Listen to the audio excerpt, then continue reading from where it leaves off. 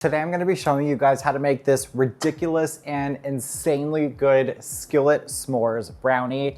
It's really easy, insanely rich and delicious, and the perfect fall dessert for a gathering or for just something outrageous to make over the weekend if you're in need of something delicious.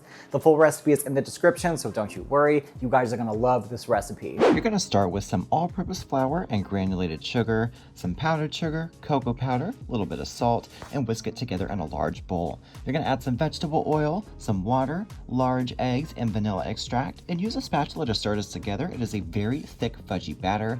I have a 10-inch buttered skillet. We're gonna put half the batter in and then line it with a bunch of marshmallows. You can either cut big ones in half or do mini marshmallows, and then spread the other half of the batter on top of that. You wanna bake it at 350 for around 40 to 45 minutes. In the last 10 minutes of baking, I top it with more marshmallows. You can go in with mini marshmallows or cut big ones in half and give them the last 10 minutes so they get all nice and toasted. And that is it. Super fudgy, delicious s'mores skillet brownie that you guys are absolutely gonna love. A very easy recipe that is sure to please anybody with a big sweet tooth.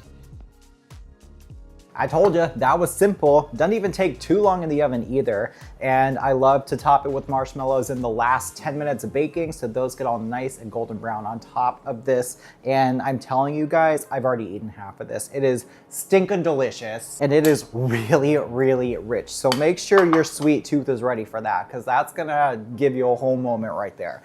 Once again, the full recipe is in the description along with links to my other social media, so please go check that out. Be sure to give this video a thumbs up, leave me some comments down below, and of course hit that subscribe button. Thank you guys so much for watching, and I will see you next time.